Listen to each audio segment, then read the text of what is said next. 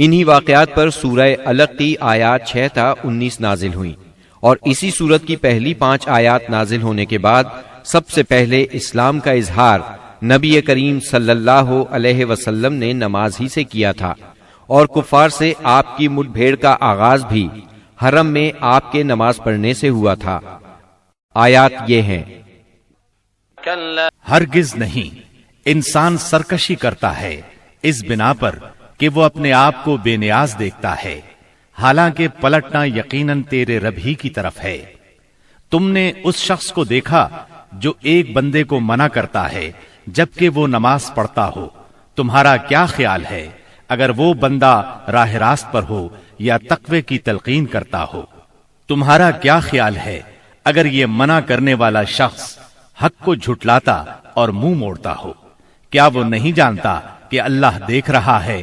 ہرگز نہیں، اگر وہ باز نہ آیا تو ہم اس کی پیشانی کے بال پکڑ کر کھینچیں گے، اس پیشانی کو جو جھوٹی اور خطا کار ہے۔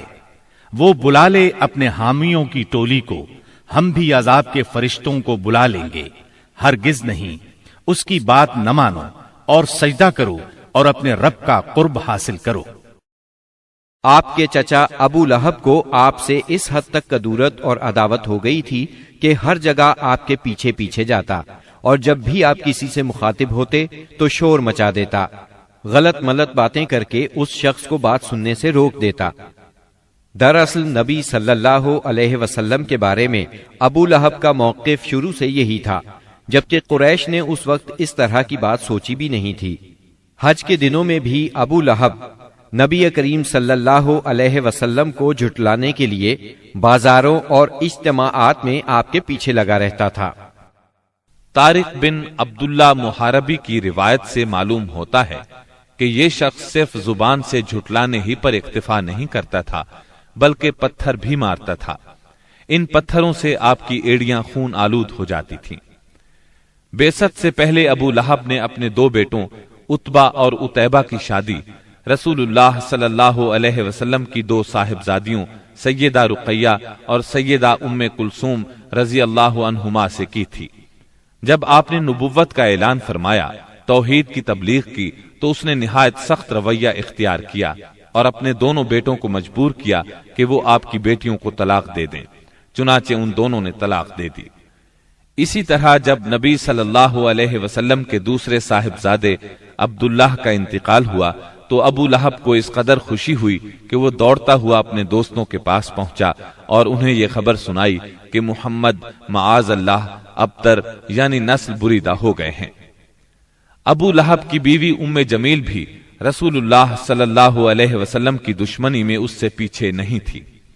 اس کا نام اروا تھا، جو حرب بن امیہ کی بیٹی اور ابو سفیان کی بہن تھی۔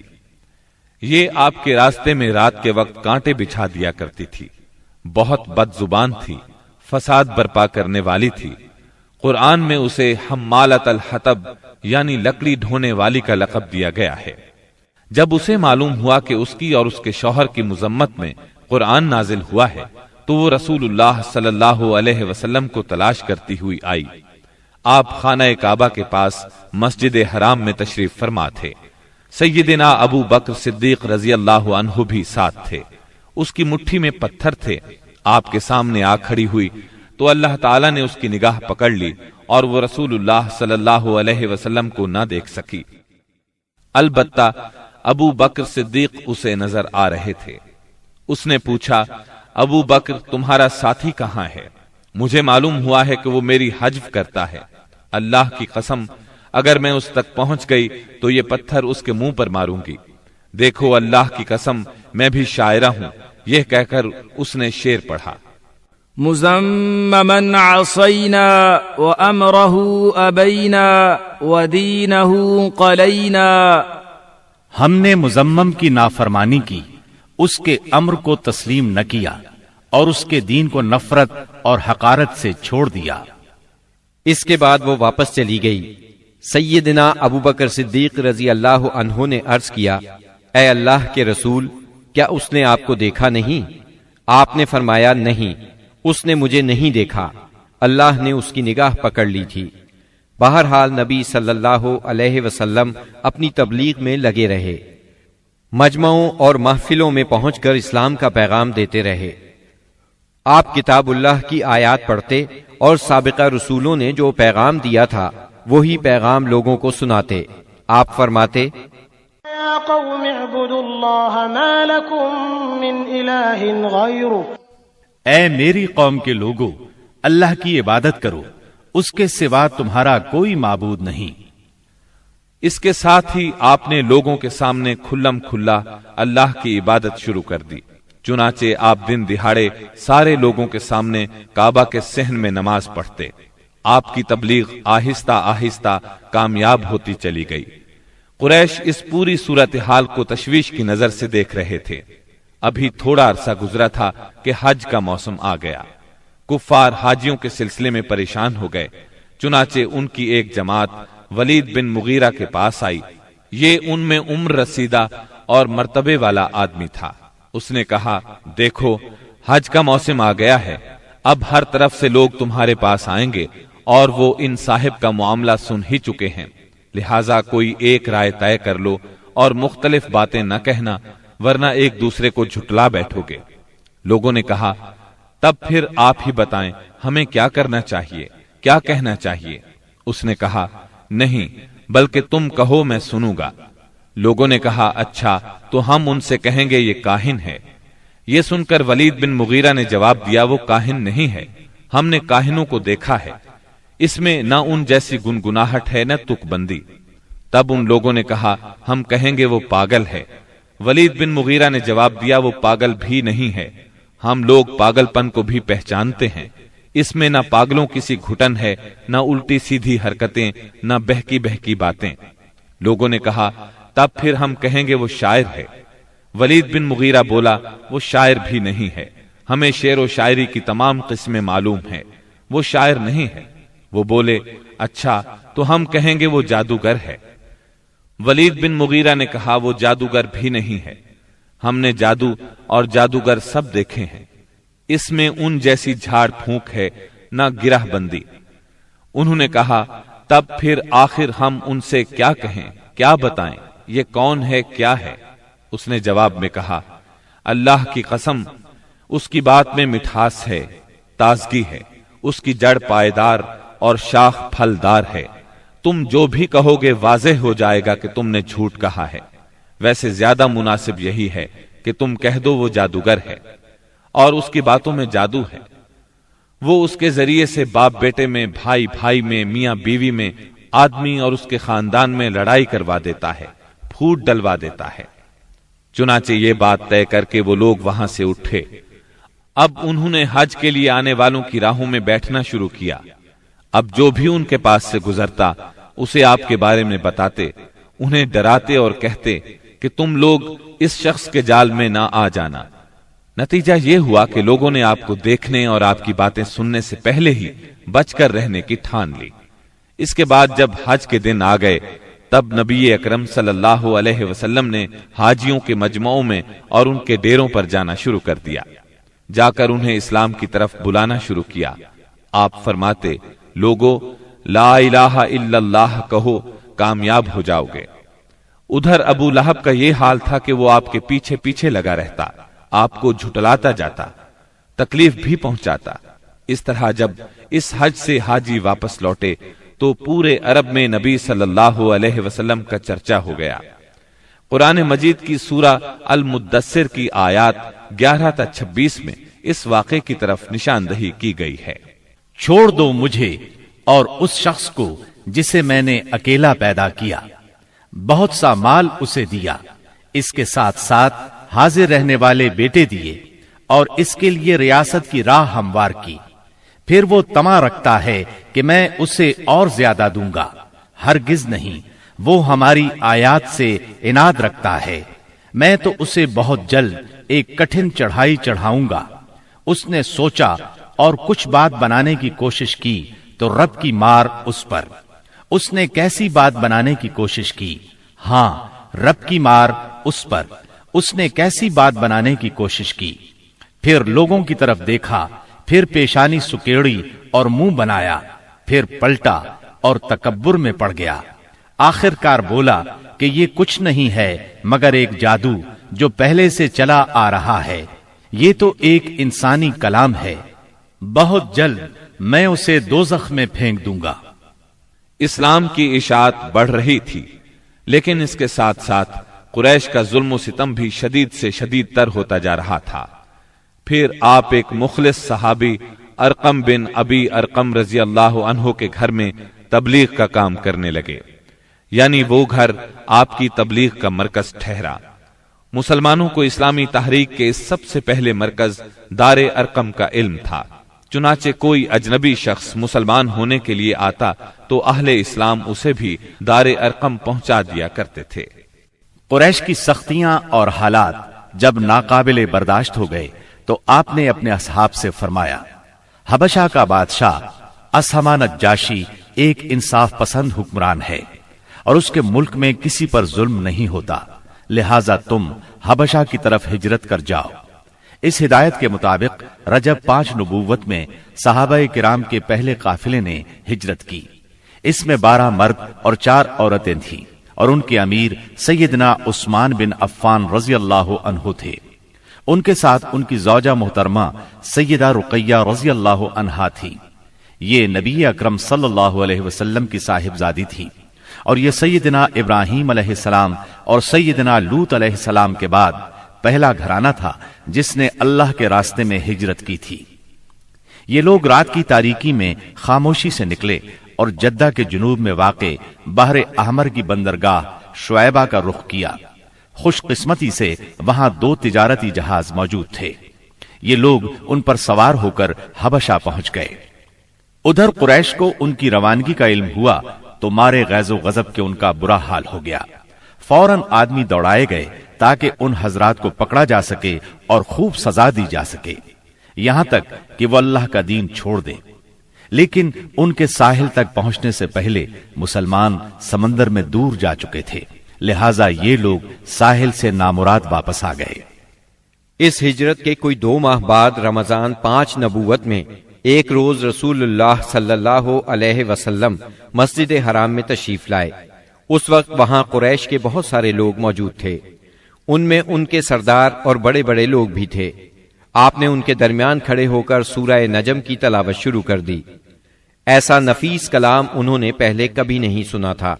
اب جو ان کے کانوں میں گونجا تو بے خود ہو گئے، دم بخود ہو کر سنتے رہ گئے، اس طرح خاموش اور ساکت ہو گئے کہ آپ کو روکنے کا ہوش بھی نہ رہ گیا۔ بلکہ سورت کے آخر میں جب ڈانٹ ڈپٹ والی آیات آئیں تو ان کے دل کانپ گئے، ہوش اڑ گئے، اور جو ہی آپ نے یہ حکم سنایا کہ فَاسْجُدُوا لِلَّهِ وَاعْبُدُوا، یعنی اللہ کے لیے سجدہ کرو اور اس کی عبادت کرو، تو سب کے سب سجدہ ریز ہو گئے۔ کسی کو اس حکم ربانی سے سرتابی کا یارہ نہ رہا۔ امام بخاری رحمت اللہ علیہ نے سیدنا عبداللہ بن مسعود رضی اللہ عنہ سے روایت کی ہے کہ نبی صلی اللہ علیہ وسلم نے سورہ نجم پڑھی، پھر سجدہ کیا تو قوم کا کوئی فرد نہ بچا جس نے سجدہ نہ کیا ہو۔ ایک آدمی نے ایک مٹھی کنکری یا مٹی کی لی اور اس کو اپنے چہرے کے اوپر تک لے گیا اور کہا، میرے لیے یہی کافی ہے۔ بعد میں میں نے دیکھا کہ وہ حالت کفر میں مارا گیا۔ یہ امیہ بن خلف تھا جو بدر کے دن مارا گیا۔ گویا اس وقت جتنے لوگ تھے ان میں سے بس ایک امیہ بن خلف ایسا تھا جس نے مکمل طور پر سجدہ نہیں کیا، البتہ ایک مٹھی میں کنکریاں لے کر اپنی پیشانی تک لے گیا۔ اس نے سجدہ کرنے والوں کا بس اس حد تک ساتھ دیا تھا۔ اس واقعے کی خبر حبشہ پہنچ گئی، یعنی تمام قریش کے سجدہ کرنے کی خبر۔ اس پر مسلمانوں نے سمجھا کہ وہ سب کے سب مسلمان ہو گئے ہیں۔ وہ سب خوشی خوشی ماہ شوال میں مکے کی طرف روانہ ہو گئے، لیکن جب مکے کے اس قدر قریب پہنچ گئے کہ ایک دن سے بھی کم وقت کی مسافت باقی رہ گئی، تب انہیں اصل بات کا پتہ چلا۔ اس پر کچھ لوگ تو وہیں سے واپس حبشہ چلے گئے اور کچھ چھپ چھپا کر یا کسی کی پناہ لے کر مکہ آ گئے۔ اس کے بعد مسلمانوں پر قریش کی سختیاں اور زیادہ بڑھ گئیں، کیونکہ ایک طرف تو انہوں نے بے خودی میں مسلمانوں کے ساتھ سجدہ کر دیا تھا، اس کا انہیں بہت پچھتاوا تھا۔ دوسری طرف مسلمانوں کے ساتھ نجاشی بہت اچھا سلوک کر رہا تھا، اس کی انہیں جلن اور کڑھن تھی۔ اس لیے رسول اللہ صلی اللہ علیہ وسلم نے فرمایا، تم لوگ دوبارہ حبشہ ہجرت کر جاؤ۔ چنانچہ اس مرتبہ 82 یا 83 مرد اور 18 یا 19 عورتوں نے ہجرت کی، اور ظاہر ہے یہ ہجرت پہلی ہجرت کی نسبت زیادہ مشکل تھی، کیونکہ اب قریش چوکنے تھے، مسلمانوں کی نقل و حرکت پر ان کی نظر تھی۔ یہ اور بات ہے کہ مسلمان ان سے زیادہ چوکنے، با حکمت اور ٹھوس قدم اٹھانے والے ثابت ہوئے، اور ان کی تمام تر پکڑ دھکڑ کے باوجود حبشہ کی طرف نکلنے میں کامیاب ہو گئے۔ اس ہجرت سے قریش کے گھر گھر میں کوہرام مچ گیا، کیونکہ قریش کے بڑے چھوٹے خاندانوں میں سے کوئی ایسا نہیں تھا جس کے چشم و چراغ ان مہاجرین میں شامل نہ ہو۔ کسی کا بیٹا گیا تھا تو کسی کا داماد، کسی کی بیٹی گئی تھی تو کسی کا بھائی اور کسی کی بہن۔ ابو جہل کے بھائی سلمہ بن حشام، اس کے چچا زاد 2 بھائی، اس کی چچا زاد بہن ام سلمہ، ابو سفیان کی بیٹی ام حبیبہ، عتبہ کے بیٹے اور ہند جگر خور کے سگے بھائی ابو حذیفہ، سہیل بن عمرو کی بیٹی سہلہ، عثمان بن عفان، ان کی اہلیہ رقیہ بنت رسول اللہ صلی اللہ علیہ وسلم، زبیر بن عوام، مصعب بن عمیر، عبد الرحمن بن عوف، ابو سلمہ مخزومی، عثمان بن مظعون، جعفر بن ابی طالب اور ان کی زوجہ اسماء بنت امیس رضی اللہ عنہم وغیرہ۔ اس طرح قریب قریب تمام سرداران قریش اور مشہور دشمنان اسلام کے جگر گوشے دین کی خاطر گھر بار چھوڑ کر نکل کھڑے ہوئے تھے۔ اس لیے کوئی گھرانہ ایسا نہ تھا جو اس واقعے سے متاثر نہ ہوا ہو۔ قریش پر یہ بات بہت گراں گزری کہ مسلمان ان سے بچ کر ایک ایسی جگہ جا پہنچے ہیں جہاں ان کی جان اور مال کو کوئی خطرہ نہیں ہے۔ چنانچہ انہوں نے ان حضرات کی واپسی کا منصوبہ تیار کیا۔ عمرو بن عاص اور عبداللہ بن ربیہ کو حبشہ بھیجا۔ یہ دونوں اس وقت مشرک تھے۔ انہوں نے حبشہ پہنچ کر منصوبے کے مطابق سب سے پہلے پادریوں سے ملاقاتیں کی اور انہیں تحفے تحائف دیے، پھر باثر انداز میں دلیل دے کر اپنی آمد کا مقصد بتایا۔ انہوں نے ان کا ساتھ دینے کا وعدہ کر لیا۔ اس کے بعد یہ دونوں نجاشی کے پاس آئے، اسے بھی تحائف پیش کیے، پھر اصل مقصد کی بات شروع کی۔ انہوں نے کہا، اے بادشاہ، آپ کے ملک میں ہمارے کچھ ناسمجھ لوگ بھاگ آئے ہیں۔ انہوں نے اپنی قوم کا دین چھوڑ دیا ہے اور آپ کے دین میں بھی داخل نہیں ہوئے، بلکہ ایک نیا دین ایجاد کیا ہے۔ اس کو ہم جانتے ہیں نہ آپ، اس لیے ہمیں آپ کی خدمت میں ان کی قوم کے بڑوں یعنی ان کے والدین، چچاؤں اور ان کے قبیلے کے لوگوں نے بھیجا ہے تاکہ آپ انہیں واپس بھیج دیں، کیونکہ وہ لوگ ان پر نگران ہیں اور ان کی خامی اور خرابی کو سب سے اچھی طرح سمجھتے ہیں۔ جب ان کی یہ بات پوری ہو گئی تو منصوبے کے مطابق پادریوں نے بھی ان کی تائید کی، ہاں میں ہاں ملائی۔ نجاشی نے ان کی باتیں غور سے سنی، لیکن سوچے سمجھے اور دیکھے بھالے بغیر فیصلہ نہیں کیا۔ اس نے سوچا دوسرے فریق کی بھی بات سنی جائے کہ وہ کیا کہتے ہیں، تبھی حق واضح ہو سکے گا۔ چنانچہ اس نے مسلمانوں کو بلا لیا اور ان سے پوچھا، یہ کیسا دین ہے جس کی وجہ سے تم لوگ اپنی قوم سے الگ ہو گئے ہو، لیکن نہ میرے دین میں داخل ہوتے ہو اور نہ ان ملتوں ہی میں سے کسی کے دین میں داخل ہوئے ہو؟ اس کے جواب میں سیدنا جعفر بن ابی طالب رضی اللہ عنہ نے فرمایا، اے بادشاہ، ہم جاہلیت والی قوم تھے، بتوں کو پوجتے تھے، مردار کھاتے تھے، برائیاں کرتے تھے، قرابت داروں سے ناتا توڑتے تھے، پڑوسیوں سے بدسلوکی کرتے تھے۔ ہم میں جو طاقتور ہوتا تھا وہ ہمارے کمزور کو کھا جاتا تھا۔ ہم اس حالت میں تھے کہ اللہ تعالیٰ نے ہم ہی میں سے ایک رسول بھیجا۔ ہم پہلے سے اس کے عالی نسب، سچائی، امانت اور پاک دامنی کو اچھی طرح جانتے تھے۔ اس نے ہمیں اللہ تعالیٰ کی طرف بلایا کہ ہم اسے ایک مانیں اور اسی کی عبادت کریں، اور اس کے سوا ہمارے باپ دادا جن بتوں اور پتھروں کو پوجتے رہے تھے انہیں چھوڑ دیں۔ اس نے ہمیں سچ بولنے، امانت ادا کرنے، قرابت جوڑنے، پڑوسی سے اچھا سلوک کرنے، حرام کاری اور خون ریزی سے باز رہنے کا حکم دیا، بے حیائی کے کاموں سے، جھوٹ بولنے سے، یتیم کا مال کھانے سے اور پاک دامن عورتوں پر جھوٹی تہمت لگانے سے منع کیا۔ اس نے ہمیں یہ بھی حکم دیا کہ ہم صرف ایک اللہ کی عبادت کریں، اس کے ساتھ کسی کو شریک نہ کریں۔ اس نے ہمیں نماز، زکوٰۃ اور روزے کا حکم دیا۔ اس موقع پر سیدنا جعفر رضی اللہ عنہ نے اسلام کے اور بہت سے احکام گنوائے، پھر کہا، ہم نے اس پیغمبر کو سچا مانا، اس پر ایمان لائے، اس کی پیروی کی اور اس کے لائے ہوئے دین میں اس کی اطاعت کی۔ چنانچہ ہم نے ایک اللہ کی عبادت کی، اس کے ساتھ کسی کو شریک نہیں کیا، اور جو چیزیں اس نے حرام بتائیں انہیں حرام مانا، جو چیزیں اس نے حلال بتائیں ان کو حلال مانا۔ بس اس پر ہماری قوم ہم سے بگڑ گئی، اس نے ہم پر ظلم و ستم کا بازار گرم کر دیا، ہمیں ہمارے دین سے پھیرنے کے لیے فتنوں اور سزاؤں سے دوچار کیا، تاکہ ہم اللہ کی عبادت چھوڑ کر پھر سے بت پرستی کی طرف پلٹ جائیں، اور جن گندی چیزوں کو حلال سمجھتے تھے انہیں پھر حلال سمجھنے لگے۔ جب انہوں نے ہم پر بہت ظلم و تشدد کیا، زمین ہم پر تنگ کر دی، ہمارے اور ہمارے دین کے درمیان رکاوٹ بن گئے، تو ہم نے آپ کے ملک کی راہ لی اور آپ کو دوسروں پر ترجیح دی اور آپ کی پناہ میں رہنے کو پسند کیا، اور آپ سے اے بادشاہ یہ امید کی کہ آپ کے ہاں ہم پر ظلم نہیں کیا جائے گا۔ سیدنا جعفر رضی اللہ عنہ کی یہ تقریر سن کر نجاشی نے کہا، کچھ قرآن پڑھ کر سناؤ۔ اس پر سیدنا جعفر رضی اللہ عنہ نے سورہ مریم کی ابتدائی آیات تلاوت کی۔ نجاشی ان آیات کو سن کر اس قدر رویا کہ اس کی داڑھی تر ہو گئی، اور تمام پادری بھی اس قدر روئے کہ ان کے صحیفے تر ہو گئے۔ پھر نجاشی نے کہا، یہ کلام اور وہ کلام جو عیسیٰ علیہ السلام لے کر آئے تھے، دونوں ایک ہی طاق شمع سے نکلے ہوئے ہیں۔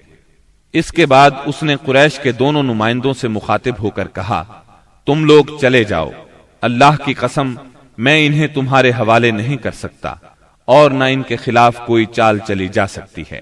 دوسرے دن عمرو بن عاص نے ایک خطرناک ترین تدبیر اختیار کی۔ نجاشی سے جا کر کہا، اے بادشاہ، یہ لوگ عیسیٰ علیہ السلام کے بارے میں ایک بڑی بات کہتے ہیں۔ اس پر نجاشی نے پھر مسلمانوں کو بلوایا اور سیدنا عیسیٰ علیہ السلام کے بارے میں سوال کیا۔ سیدنا جعفر رضی اللہ عنہ نے فرمایا، ہم ان کے بارے میں وہی بات کہتے ہیں جو نبی صلی اللہ علیہ وسلم لے کر آئے ہیں، یعنی وہ اللہ کے بندے ہیں، اس کے رسول، اس کی روح اور اس کا وہ کلمہ ہے جسے اللہ نے کنواری پاک دامن مریم علیہ السلام کی طرف القاء کیا تھا۔ اس پر نجاشی نے زمین سے تنکا اٹھایا اور کہا، اللہ کی قسم، جو کچھ تم نے کہا ہے اس سے عیسیٰ علیہ السلام اس تنکے کے برابر بھی بڑھ کر نہیں تھے۔ چنانچہ تم لوگ میرے ملک میں امن اور چین سے رہو، جو تمہیں گالی دے گا اس پر تاوان لگایا جائے گا۔ مجھے سونے کا پہاڑ ملے تو بھی میں گوارا نہیں کروں گا کہ تم میں سے کسی کو ستایا جائے۔ اس کے بعد اس نے حکم دیا کہ قریش کے نمائندوں کو ان کے تحفے واپس کر دیے جائیں۔ چنانچہ یہ دونوں صاحبان منہ لٹکائے واپس مکہ لوٹ آئے، اور مسلمانوں نے وہاں اچھے دیار میں اچھے ہمسائے کے ساتھ قیام کیا۔ بہرحال مشرکین کی چال ناکام ہو گئی۔ یہ بات ان کی سمجھ میں آ گئی کہ وہ مسلمانوں سے عداوت اپنے دائرہ اختیار میں رہ کر ہی کر سکتے ہیں، لیکن پھر اس کے مقابلے میں انہوں نے ایک خوفناک بات سوچی۔ دراصل انہیں اچھی طرح احساس ہو گیا تھا کہ اس مسئلے سے نمٹنے کے لیے ان کے سامنے دو ہی راستے رہ گئے ہیں، یہ کہ رسول اللہ صلی اللہ علیہ وسلم کو طاقت کے ذریعے تبلیغ سے روک دیں، یا پھر آپ کے وجود ہی کا صفایا کر دیں۔ تاہم دوسری صورت ان کے لیے بہت مشکل تھی، اس لیے کہ ابو طالب آپ کے محافظ تھے اور وہ مشرکین کے عزائم کے سامنے آہنی دیوار تھے۔ اس لیے یہی مفید سمجھا گیا کہ ابو طالب سے دو باتیں کی جائیں۔ اس تجویز کے بعد سرداران قریش ابو طالب کے پاس گئے اور بولے، اے ابو طالب، آپ ہمارے درمیان بہت عزت اور شرف والے ہیں۔ ہم نے آپ سے گزارش کی کہ اپنے بھتیجے کو روکیے، لیکن آپ نے نہیں روکا۔ آپ یہ بات یاد رکھیں، ہمارے آباء و اجداد کو گالیاں دی جاتی ہیں، ہم برداشت نہیں کر سکتے۔ ہماری عقلوں کو اور سمجھ بوجھ کو حماقت کہا جائے، ہمارے خداؤں کی عیب جوئی کی جائے، یہ ہم ہرگز برداشت نہیں کر سکتے۔ آپ انہیں روک لیجئے، ورنہ پھر ہم آپ سے اور ان سے ایسی جنگ چھیڑ دیں گے کہ ایک فریق کا صفایا ہو کر رہے گا۔ ابو طالب پر اس زوردار دھمکی کا بہت زیادہ اثر ہوا۔ انہوں نے رسول اللہ صلی اللہ علیہ وسلم کو بلا کر کہا، بھتیجے، تمہاری قوم کے لوگ میرے پاس آئے تھے اور ایسی ایسی باتیں کہہ گئے ہیں، اب مجھ پر اور خود اپنے آپ پر رحم کرو، اس معاملے میں مجھ پر اتنا بوجھ نہ ڈالو جو میرے بس سے باہر ہے۔ یہ سن کر رسول اللہ صلی اللہ علیہ وسلم نے خیال فرمایا کہ اب ان کے چچا بھی ان کا ساتھ چھوڑ رہے ہیں، وہ بھی ان کی مدد نہیں کریں گے، قریش کے مقابلے میں کمزور پڑ گئے ہیں۔ اس لیے آپ صلی اللہ علیہ وسلم نے فرمایا، چچا جان، اللہ کی قسم، اگر یہ لوگ میرے دائیں ہاتھ پر سورج اور بائیں ہاتھ پر چاند رکھ دیں کہ میں اس کام کو اس حد تک پہنچائے بغیر چھوڑ دوں کہ اللہ اسے غالب کر دے یا میں اسی راہ میں ہلاک ہو جاؤں، تب بھی میں نہیں چھوڑوں گا۔ ان الفاظ کے ساتھ ہی آپ کی آنکھوں میں آنسو آ گئے اور وہاں سے اٹھ گئے۔ واپس جانے لگے تو ابو طالب نے پکارا اور سامنے آ کر کہا، بھتیجے جاؤ، جو چاہو کہو کرو، اللہ کی قسم میں تمہیں کبھی بھی کسی بھی وجہ سے نہیں چھوڑ سکتا۔ پھر یہ اشعار کہے، والله لن يصلوا إليك بجمعهم حتى أوسد في التراب دفينا فاصدع بأمرك ما عليك غضاضة وأبشر وقر بذاك منك عيونا۔ اللہ کی قسم، وہ لوگ تم تک اپنی جمعیت سمیت بھی ہرگز نہیں پہنچ سکتے یہاں تک کہ میں مٹی میں دفن کر دیا جاؤں۔ تم اپنی بات کھلم کھلا کہو، تم پر کوئی قید نہیں، تم خوش ہو جاؤ اور تمہاری آنکھیں اس سے ٹھنڈی ہو جائیں۔ سابقہ دھمکی کے باوجود جب قریش نے دیکھا کہ رسول اللہ صلی اللہ علیہ وسلم اپنا کام کیے جا رہے ہیں تو وہ جان گئے کہ ابو طالب رسول اللہ صلی اللہ علیہ وسلم کو نہیں چھوڑ سکتے، بلکہ اس بارے میں قریش سے جدا ہونے اور ان سے دشمنی مول لینے تک کو تیار ہیں۔ تو وہ لوگ ولید بن مغیرہ کے لڑکے عمارہ کو ساتھ لے کر ابو طالب کے پاس پہنچے اور ان سے یوں عرض کیا، اے ابو طالب، یہ قریش کا سب سے بانکا اور خوبصورت جوان ہے، آپ اسے لے لیں، اس کی دیت اور نصرت کے آپ حقدار ہوں گے، آپ اسے اپنا لڑکا بنا لیں، یہ آپ کا ہوگا، آپ اپنے بھتیجے کو ہمارے حوالے کر دیں، اس بھتیجے کو جس نے آپ کے آبا و اجداد کے دین کی مخالفت کی ہے، آپ کی قوم کا شیرازہ منتشر کر رکھا ہے اور ان کی عقلوں کو حماقت سے دوچار بتلایا ہے، ہم اسے قتل کریں گے، بس یہ ایک آدمی کے بدلے میں ایک آدمی کا حساب ہے۔ ابو طالب نے اس پر ان سے کہا، اللہ کی قسم، کتنا برا سودا ہے جو تم مجھ سے کر رہے ہو، تم اپنا بیٹا مجھے دیتے ہو کہ میں اسے کھلاؤں پلاؤں اور پالوں پوسوں، جبکہ میرا بیٹا مجھ سے طلب کرتے ہو کہ اسے قتل کر دو، اللہ کی قسم یہ نہیں ہو سکتا۔ اس پر نوفل بن عبد مناف کا پوتا متم بن عدی بولا، اللہ کی قسم، اے ابو طالب، تم سے تمہاری قوم نے انصاف کی بات کہی ہے اور جو صورت تمہیں ناگوار ہے اس سے بچنے کی کوشش کی ہے، لیکن میں دیکھتا ہوں کہ تم ان کے سلسلے میں کسی بات کو قبول نہیں کرنا چاہتے۔ اس کی بات کے جواب میں ابو طالب نے کہا، اللہ کی قسم، تم لوگوں نے میرے ساتھ انصاف کی بات نہیں کی، بلکہ تم بھی میرا ساتھ چھوڑ کر میرے مخالف لوگوں کی مدد پر تلے بیٹھے ہو، اگر یہی بات ہے تو ٹھیک ہے، جو چاہو کرو۔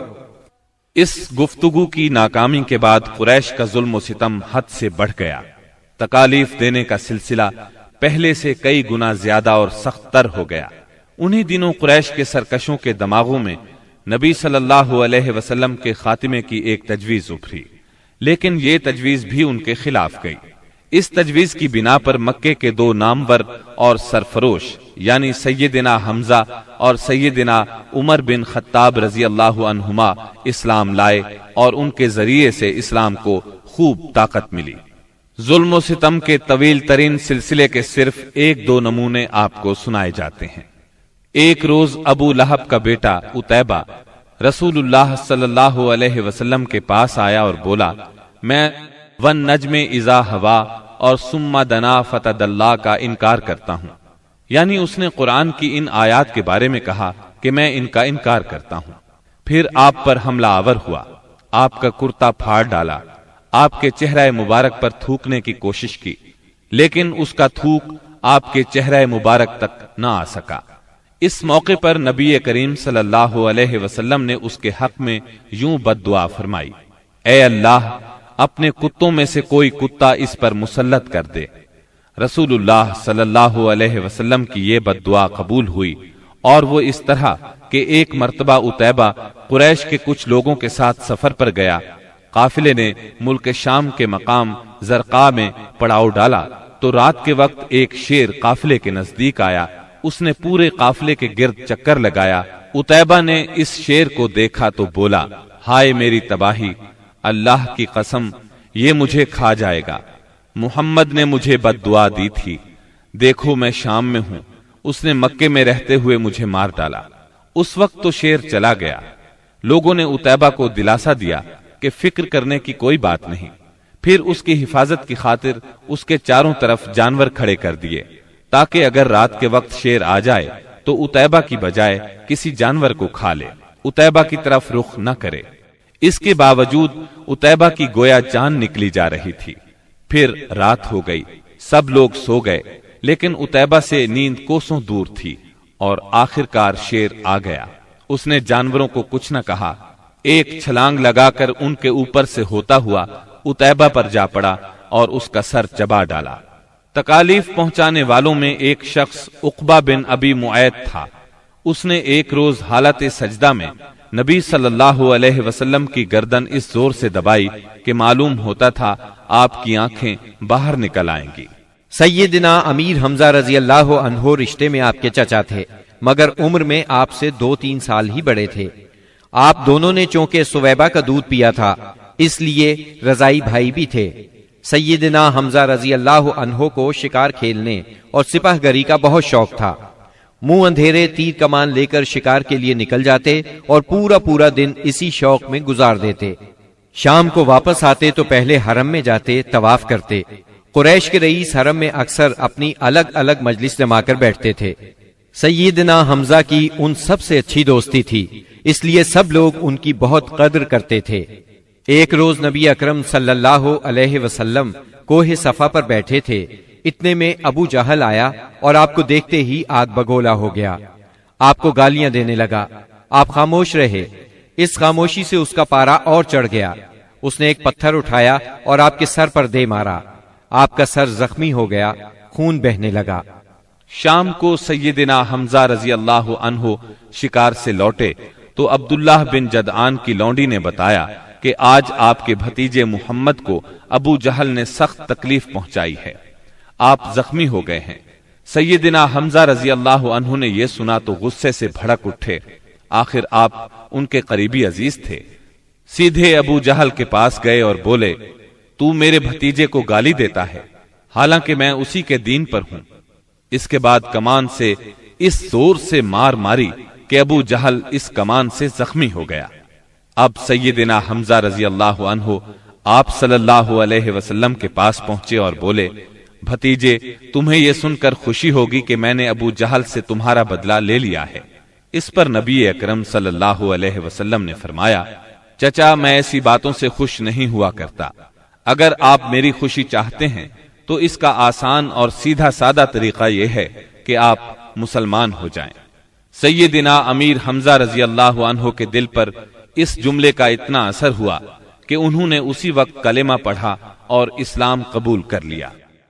سیدنا حمزہ رضی اللہ عنہ کے ایمان لانے کے 3 دن بعد سیدنا عمر بن خطاب بھی اسلام لے آئے۔ وہ قریش مکہ کے بہت بڑے ستون اور مددگار تھے۔ قریش کی طرف سے بیرونی ممالک سے سفارتی تعلقات رکھنا انہی کی ذمہ داری تھی۔ اسلام قبول کرنے سے پہلے آپ مسلمانوں کے سخت خلاف تھے، بہت سخت گیر تھے، طبیعت میں غصہ بہت تھا۔ ایک رات رسول اللہ صلی اللہ علیہ وسلم خانہ کعبہ کے پاس نماز پڑھ رہے تھے۔ سیدنا عمر رضی اللہ عنہ نے چھپ کر چند آیات سن لی۔ ان کے دل میں آیا کہ یہ حق ہے، لیکن پھر بھی اپنے خیالات پر جمے رہے، یہاں تک کہ ایک روز نبی صلی اللہ علیہ وسلم کا کام تمام کرنے کی نیت سے تلوار لے کر نکل کھڑے ہوئے۔ راستے میں ان کی ملاقات سیدنا نعیم بن عبداللہ سے ہوئی۔ یہ نئے نئے مسلمان ہوئے تھے، اس لیے ابھی ان کے اسلام لانے کی خبر سیدنا عمر رضی اللہ عنہ کو نہیں ہوئی تھی۔ ان کے ہاتھ میں ننگی تلوار اور چہرے پر شدید غصے کے آثار دیکھ کر انہوں نے پوچھا، خیر تو ہے عمر، دوپہر کے وقت ننگی تلوار لیے کدھر کا ارادہ ہے؟ سیدنا عمر رضی اللہ عنہ نے جواب دیا، محمد کو قتل کرنے کے لیے جا رہا ہوں۔ یہ سن کر نعیم بولے، محمد کو قتل کرنے سے پہلے اپنے گھر کی خبر لو۔ تمہاری بہن فاطمہ اور تمہارے بہنوئی سعید تمہارا دین چھوڑ کر اسلام قبول کر چکے ہیں۔ سیدنا عمر یہ سن کر آگ بگولا ہو گئے، سیدھے بہن کے گھر پہنچے۔ اس وقت گھر میں قرآن کے ایک معلم سیدنا خباب بن ارت رضی اللہ عنہ انہیں قرآن پڑھا رہے تھے۔ دروازے پر دستک کی آواز سن کر ان کی بہن فاطمہ بنت خطاب نے قرآن کے اوراق چھپا دیے۔ خباب بن ارت بھی ایک طرف چھپ گئے۔ اب بہنوئی نے دروازہ کھولا۔ دروازہ کھلتے ہی سیدنا عمر رضی اللہ عنہ نے پوچھا، تم کیا پڑھ رہے تھے، مجھے دکھاؤ۔ ساتھ ہی سعید بن زید کو مارنے لگے۔ بہن نے اپنے خاوند کو چھڑانے کی کوشش کی تو ان پر بھی ٹوٹ پڑے، وہ بھی زخمی ہو گئیں، ان کے منہ سے خون بہنے لگا۔ جوش میں آ کر بولی، جو جی میں آئے کر لو عمر، ہم مسلمان ہو چکے ہیں۔ سیدنا عمر رضی اللہ عنہ نے بہن کو زخمی دیکھا تو شرمندہ ہوئے اور نرم آواز میں بولے، مجھے سناؤ تم کیا پڑھ رہے تھے، میں جاننا چاہتا ہوں تمہارا دین کیا ہے۔ فاطمہ بنت خطاب رضی اللہ عنہا نے جوش کے عالم میں چند جملے کہے، پھر فرمایا، جاؤ پہلے غسل کرو، پھر دکھائیں گے ہم کیا پڑھ رہے تھے۔ غسل کے بعد انہیں قرآنی اوراق دکھائے گئے۔ انہیں نرم پڑھتے دیکھ کر سیدنا خباب بن ارت بھی کونے سے نکل کر سامنے آ گئے۔ قرآن کے اوراق پر سورہ طٰہٰ کی چند آیات تھیں۔ سیدنا عمر رضی اللہ عنہ نے ان کو پڑھا تو کایا پلٹ گئی اور بولے، یہ تو بہت عمدہ چیز ہے، بتاؤ مسلمان کس طرح ہوتے ہیں۔ سیدنا خباب بن ارت نے کہا، اے عمر، جمعرات کی رات رسول اللہ صلی اللہ علیہ وسلم نے اللہ تعالیٰ سے دعا کی تھی کہ اے اللہ، ابو جہل یا عمر بن خطاب سے اسلام کو تقویت دے۔ تمہیں خوشخبری ہو کہ یہ سعادت تمہارے حصے میں آ رہی ہے۔ رسول اللہ صلی اللہ علیہ وسلم دار ارقم میں ہیں۔ سیدنا عمر رضی اللہ عنہ ان کے ساتھ دار ارقم پہنچے۔ دروازے پر دستک دی۔ دروازہ کھلنے پر اندر موجود لوگ سیدنا عمر رضی اللہ عنہ کو دیکھ کر چونک اٹھے۔ نبی صلی اللہ علیہ وسلم کو بتایا تو آپ نے فرمایا، آنے دو۔ سیدنا عمر رضی اللہ عنہ اندر داخل ہوئے۔ آپ صلی اللہ علیہ وسلم نے ان کا کرتا پکڑ کر کھینچا اور فرمایا، عمر، کس ارادے سے آئے ہو؟ سیدنا عمر رضی اللہ عنہ نے فوراً کلمہ پڑھا، اشہد اللہ الہ الا اللہ وانک رسول اللہ، میں گواہی دیتا ہوں کہ یقیناً اللہ کے سوا کوئی لائق عبادت نہیں اور یقیناً آپ اللہ کے رسول ہیں۔ یہ اس قدر اچانک اور اس قدر غیر متوقع تھا کہ وہاں موجود تمام صحابہ بے ساختہ پکار اٹھے، اللہ اکبر۔ دار ارقم گونج اٹھا۔ سیدنا عمر رضی اللہ عنہ کا ایمان لے آنا کوئی معمولی واقعہ نہیں تھا۔ مسلمانوں میں خوشی کی لہر دوڑ گئی۔ دوسری طرف قریش اپنی تدابیر میں مصروف تھے۔ ایک روز کچھ سردار مسجد حرام میں محفل جمائے بیٹھے تھے، جبکہ آپ ایک کونے میں الگ بیٹھے تھے۔ مسلمانوں کی بڑھتی ہوئی تعداد نے قریش کی پریشانی میں بہت اضافہ کر دیا تھا، لہذا اس موقع پر ابو سفیان کے خسر عتبہ بن ربیعہ نے قریش کے سرداروں سے کہا، صاحبو، اگر آپ لوگ پسند کریں تو میں جا کر محمد سے بات کروں اور ان کے سامنے چند تجاویز رکھوں، شاید کہ وہ ان میں سے کوئی تجویز مان لیں اور ہم لوگ بھی اس کو قبول کر لیں، ہو سکتا ہے اس طرح وہ ہماری مخالفت سے باز آ جائیں۔ سب حاضرین نے اس بات سے اتفاق کیا۔ عتبہ اٹھ کر آپ کے پاس پہنچا اور آپ کے پاس بیٹھ گیا۔ آپ نے اس کی طرف دیکھا تو وہ بولا، بھتیجے، تم اپنی قوم میں اپنے نسب اور خاندان کے اعتبار سے جو حیثیت رکھتے ہو وہ تمہیں معلوم ہے، مگر تم اپنی قوم پر ایک بڑی مصیبت لے آئے ہو۔ تم نے جماعت میں تفرقہ ڈال دیا ہے، ساری قوم کو تم بے وقوف ٹھہراتے ہو، قوم کے معبودوں اور اس کے دین کی برائی کرتے ہو اور ایسی باتیں کرنے لگے ہو جن کے معنی یہ ہیں کہ ہم سب کے باپ دادا کافر تھے۔ اب ذرا میری بات سنو، کچھ تجاویز تمہارے سامنے رکھتا ہوں، ان پر غور کرو، شاید کہ ان میں سے کسی کو تم قبول کر لو۔ اس کے خاموش ہونے پر آپ نے فرمایا، ابو الولید، آپ کہیں، میں سن رہا ہوں۔ اس نے کہا، بھتیجے، یہ کام جو تم نے شروع کیا ہے، اس سے اگر تمہارا مقصد مال حاصل کرنا ہے تو ہم سب مل کر تمہیں اتنا کچھ دینے کے لیے تیار ہیں کہ تم ہم میں سب سے زیادہ مالدار ہو جاؤ گے۔ اگر اس سے اپنی بڑائی چاہتے ہو تو ہم تمہیں اپنا سردار بنانے کے لیے تیار ہیں۔ کسی معاملے کا فیصلہ تمہارے بغیر نہیں کیا کریں گے۔ اگر بادشاہت ہی چاہتے ہو تو ہم تمہیں اپنا بادشاہ بنا لیتے ہیں، اور اگر تم پر کوئی جن آتا ہے جسے تم خود دور کرنے پر قادر نہیں ہو تو ہم بہترین طبیبوں سے اپنے خرچ پر تمہارا علاج کروا دیتے ہیں۔ عتبہ یہ باتیں کرتا رہا، آپ خاموشی سے سنتے رہے۔ جب وہ اپنی کہہ چکا تب آپ نے فرمایا، اچھا اب میری سنو۔ اس کے بعد آپ نے بسم اللہ الرحمن الرحیم پڑھ کر سورہ حامیم السجدہ کی تلاوت شروع کی۔ عتبہ اپنے دونوں ہاتھ پیچھے زمین پر ٹکائے سنتا رہا۔ جب آپ نے آیت سجدہ یعنی آیت نمبر 38 پر پہنچ کر سجدہ کیا، پھر سر اٹھا کر فرمایا، اے ابو الولید، میرا جواب آپ نے سن لیا، اب آپ جانیں اور آپ کا کام۔ ان آیات مبارکہ کا ترجمہ بھی آپ سن لیں جو رسول صلی اللہ علیہ وسلم نے عتبہ کے سامنے اس کی باتوں کے جواب میں پڑھی۔ شروع اللہ کے نام سے جو بہت مہربان نہایت رحم والا ہے۔ حامیم، یہ اتاری ہوئی ہے بڑے مہربان بہت رحم والے کی طرف سے۔ ایسی کتاب ہے جس کی آیتوں کی واضح تفصیل کی گئی ہے، اس حال میں کہ قرآن عربی زبان میں ہے، اس قوم کے لیے جو جانتی ہے۔ خوشخبری سنانے والا اور ڈرانے والا ہے۔ پھر بھی ان میں سے اکثر نے منہ پھیر لیا اور وہ سنتے ہی نہیں۔ اور انہوں نے کہا کہ تو جس کی طرف ہمیں بلا رہا ہے ہمارے دل تو اس سے پردے میں ہیں اور ہمارے کانوں میں گرانی ہے، اور ہم میں اور تجھ میں ایک حجاب ہے۔ اچھا تو اپنا کام کیے جا، ہم بھی یقیناً کام کرنے والے ہیں۔ آپ کہہ دیجئے کہ میں تو تم ہی جیسا انسان ہوں، مجھ پر وحی نازل کی جاتی ہے کہ تم سب کا معبود ایک اللہ ہی ہے، سو تم اس کی طرف متوجہ ہو جاؤ اور اس سے گناہوں کی معافی چاہو، اور ان مشرکوں کے لیے بڑی ہی خرابی ہے جو زکوٰۃ نہیں دیتے اور آخرت کے بھی منکر ہی رہتے ہیں۔ بے شک جو لوگ ایمان لائیں اور بھلے کام کریں ان کے لیے نہ ختم ہونے والا اجر ہے۔ آپ کہہ دیجئے کہ کیا تم اس اللہ کا انکار کرتے ہو اور تم اس کے شریک مقرر کرتے ہو جس نے 2 دن میں زمین پیدا کر دی؟ سارے جہانوں کا پروردگار وہی ہے، اور اس نے زمین میں اس کے اوپر سے پہاڑ گاڑ دیے اور اس میں برکت رکھ دی، اور رہنے والوں کی غذاؤں کی تجویز بھی اسی میں کر دی، صرف 4 دن میں، ضرورت مندوں کے لیے یکساں طور پر۔ پھر آسمان کی طرف متوجہ ہوا اور وہ دھواں سا تھا، پس اسے اور زمین سے فرمایا کہ تم دونوں خوشی سے آؤ یا ناخوشی سے۔ دونوں نے عرض کیا ہم بخوشی حاضر ہیں۔ پس 2 دن میں 7 آسمان بنا دیے اور ہر آسمان میں اس کے مناسب وحی بھیج دی، اور ہم نے آسمان دنیا کو چراغوں سے زینت دی اور نگہبانی کی۔ یہ تدبیر اللہ غالب و دانا کی ہے۔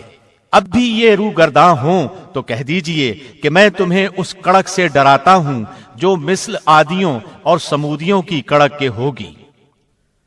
حبشہ میں قریش بری طرح ناکام ہو گئے۔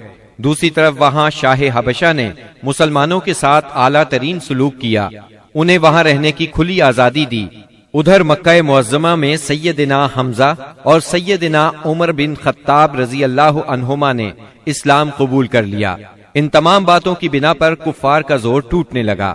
دوسری طرف آپ کی تبلیغی کوششوں سے مسلمانوں کی تعداد میں روز بروز اضافہ ہوتا جا رہا تھا اور قبائل میں بھی اسلام پھیلتا جا رہا تھا۔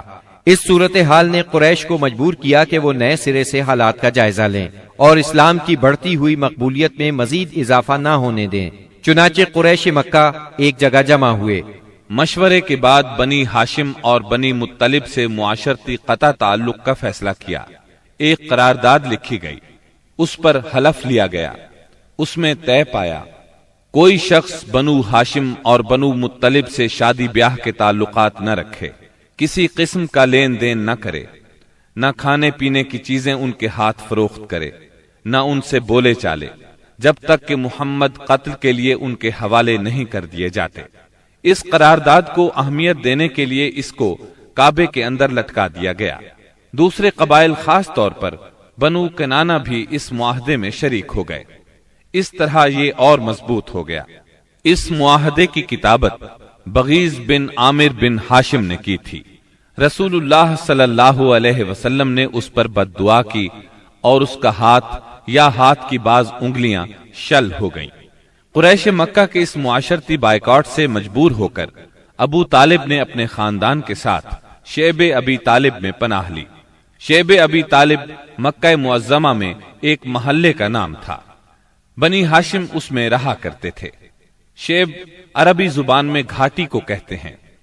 یہ محلہ کوہ ابو قبیس کی گھاٹیوں میں سے ایک گھاٹی میں واقع تھا اور ابو طالب بنی ہاشم کے سردار تھے، اس لیے شیب ابی طالب کہا جاتا تھا۔ بنی ہاشم اور بنی مطلب کے ہر شخص نے ساتھ دیا۔ مسلمانوں نے ان کی وجہ سے اور کفار کے خاندانی اور نسبتی تعلق کی بنا پر محصور ہونا قبول کیا۔ بنو ہاشم میں سے صرف ابو لہب نے قریش مکہ کا ساتھ دیا اور وہ شہر ہی میں مقیم رہا۔ بنو ہاشم اور بنو مطلب کے 3 سال اس گھاٹی میں گزرے۔ یہ 3 سال اس قدر سخت، تنگ دستی، غربت اور تکالیف کے تھے کہ بھوک کی شدت سے بچوں کے بلبلانے کی آوازیں راستہ چلتے لوگوں کو سنائی دیتی تھیں، مگر سنگ دل کفار ان چیخوں کو سن کر خوش ہوتے تھے۔ مسلمانوں نے ان 3 برسوں میں درختوں کے پتے اور چمڑے کھا کر پیٹ کی آگ بجھائی۔ سعد بن ابی وقاص رضی اللہ عنہ فرماتے ہیں، میں بھوکا تھا، اتفاق سے رات کے وقت میرا پاؤں کسی چیز پر پڑا، میں نے اس چیز کو اٹھایا اور نگل گیا، مجھے اب تک معلوم نہیں کہ وہ کیا چیز تھی۔ اسی طرح اونٹ کی کھال کا سوکھا ہوا چمڑا انہیں کہیں راستے میں پڑا مل گیا، انہوں نے پانی سے دھو کر اس کو جلایا اور صفوف بنا کر پانی کے ساتھ کھا کر 3 راتیں بسر کی۔ یہ معاشرتی بائیکاٹ اتنا شدید تھا کہ قریش نے کھانے پینے کی اشیاء کا لے جانا بھی بند کر دیا تھا۔ جب کوئی تجارتی قافلہ مکے آتا تو ابو لہب اٹھتا اور اعلان کرتا، کوئی تاجر عام نرخوں پر اصحاب محمد کو فروخت نہ کرے، بلکہ اتنی قیمت بڑھائے کہ وہ چیز ان لوگوں کی قوت خرید سے باہر ہو جائے۔ قریش میں سے بعض لوگوں کے دل ان حضرات کی یہ حالت دیکھ کر کڑتے تھے، کیونکہ وہ ان کے عزیز تھے، چنانچہ ایسے لوگ خفیہ طور پر کھانے پینے کی چیزیں بھیج دیتے تھے۔ ایک دن سیدنا حکیم بن حزام رضی اللہ عنہ اپنی پھوپھی سیدہ خدیجہ رضی اللہ عنہا کے لیے کچھ چیزیں لے کے جا رہے تھے کہ ابو جہل نے راستہ روک لیا اور کہا، اگر تم نے شیب ابی طالب میں غلہ پہنچانے کی کوشش کی تو میں سب لوگوں میں تمہیں رسوا کر دوں گا۔ اتفاق سے اس وقت ابو البختری سامنے سے آ گیا۔ واقعے کی تفصیل سن کر ابو جہل سے کہنے لگا، اگر ایک شخص اپنی پھوپھی کے لیے کچھ غلہ بھیجتا ہے تو تم کیوں رکاوٹ بنتے ہو؟ چنانچہ ابو البختری کی مداخلت کی وجہ سے اسے اپنی پھوپھی کے پاس غلہ بھجوانے دیا۔ غرض ایسی ہی تکالیف اور مصائب کی وجہ سے مکے کے بعض نیک دل لوگوں کو یہ سفاکانہ معاہدہ ختم کرنے کا خیال آیا۔ آخر ہشام بن عمرو کی کوششوں سے زہیر بن ابی امیہ، سیدہ خدیجہ رضی اللہ عنہا کے رشتہ دار مطعم بن عدی، زمعہ بن اسود اور ابو البختری بن ہاشم اور مختلف قبائل کے بعض افراد نے رات کو خفیہ مجلس میں اس معاہدے کی منسوخی کا طریقہ کار مرتب کیا۔ پھر صبح کو کعبۃ اللہ کے پاس اپنے اپنے حلقے میں جمع ہوئے۔ طواف کے بعد پہلے زہیر نے اعلان کیا، جب تک انسانیت کے خلاف اس معاہدے کو ختم نہیں کیا جائے گا میں چین سے نہیں بیٹھوں گا۔ اس پر ابو جہل نے مخالفت کی، لیکن 4 اور نیک دل انسانوں نے اپنے اپنے قبیلے کی طرف سے یکے بعد دیگرے اس بائیکاٹ کو ختم کرنے کا اعلان کیا۔ ابو جہل مجلس کا یہ رنگ دیکھ کر دنگ رہ گیا اور کہنے لگا، یہ معاملہ تو پہلے ہی سے طے شدہ لگتا ہے۔ تکالیف پہنچانے کی پالیسی کے بعد جب قریش نبی کریم صلی اللہ علیہ وسلم کو نفسیاتی حربوں سے شکست نہ دے سکے تو انہوں نے اب ان پر معاشرتی دباؤ ڈالنے کا پروگرام بنایا۔ اس کے لیے ان کے سرپرست اور نگران ابو طالب پر دباؤ ڈالنا ضروری تھا۔ چنانچہ سرداران قریش نے بار بار ان کے پاس جا کر شکایت کی۔ ایک بار تو قریباً 25 سردار ابو طالب کے پاس پہنچے۔ ان میں ابو جہل، ابو سفیان، امیہ بن خلف، عتبہ، اسود بن عبد المطلب اور شیبہ شامل تھے۔ انہوں نے پہلے تو آپ کے خلاف اپنی شکایات بیان کی، پھر کہا، ہم آپ کے سامنے ایک انصاف کی بات پیش کرتے ہیں۔ آپ کا بھتیجا ہمیں ہمارے دین پر چھوڑ دے اور ہم اسے اس کے دین پر چھوڑ دیتے ہیں۔ وہ جس معبود کی عبادت کرنا چاہے کرے، ہمیں اس سے کوئی غرض نہیں، مگر وہ ہمارے معبودوں کی برائی نہ بیان کرے اور یہ کوشش نہ کرتا پھرے کہ ہم اپنے معبودوں کو چھوڑ دیں۔ آپ ہم سے اس شرط پر اس کی صلح کرا دیں۔ ان کے خیال میں مصالحت کا اس سے اچھا طریقہ کیا ہو سکتا تھا؟ ابو طالب نے نبی اکرم صلی اللہ علیہ وسلم کو بلایا اور ساری بات بیان کی۔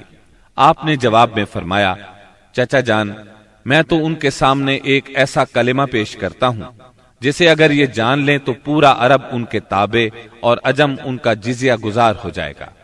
اس پر ان لوگوں نے کہا، تم ایک کلمہ کہتے ہو، ہم ایسے 10 کلمے کہنے کو تیار ہیں، مگر یہ تو بتاؤ وہ کلمہ کیا ہے؟ آپ نے جواب میں فرمایا، لا الہ الا اللہ۔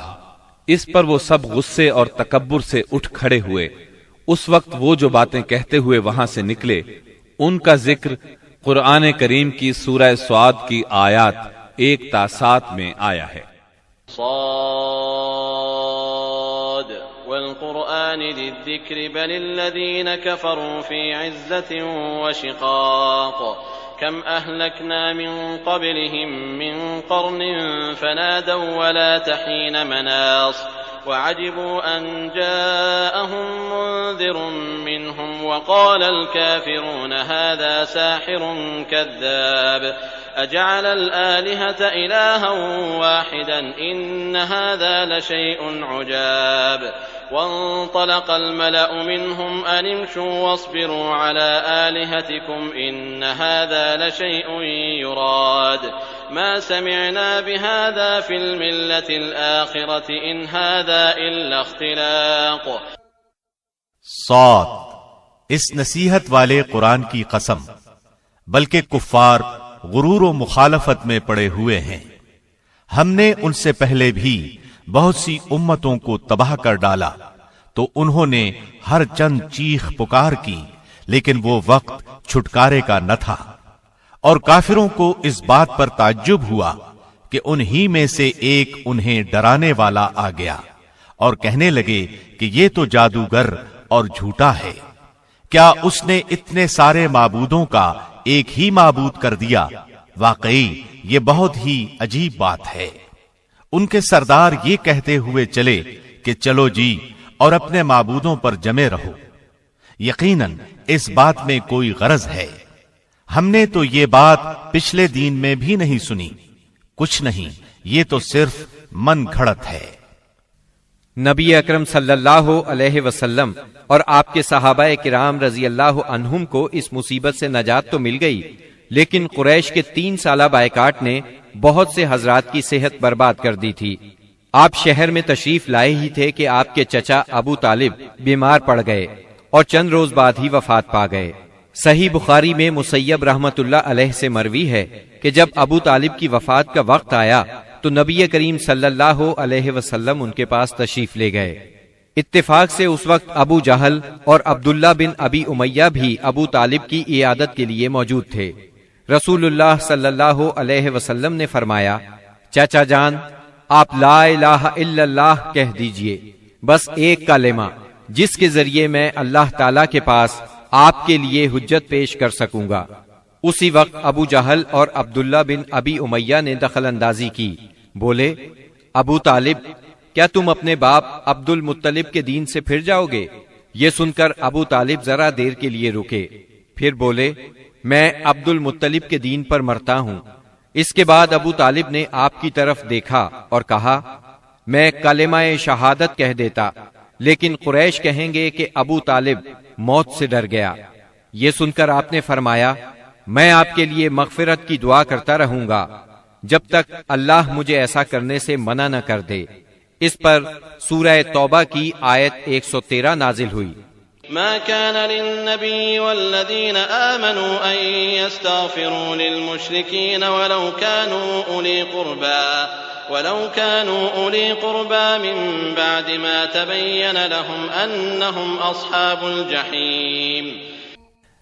نبی اور اہل ایمان کے لیے درست نہیں کہ مشرکین کے لیے دعائے مغفرت کریں، اگرچہ وہ قرابت دار ہی کیوں نہ ہوں، جبکہ ان پر واضح ہو چکا ہے کہ وہ جہنمی ہیں۔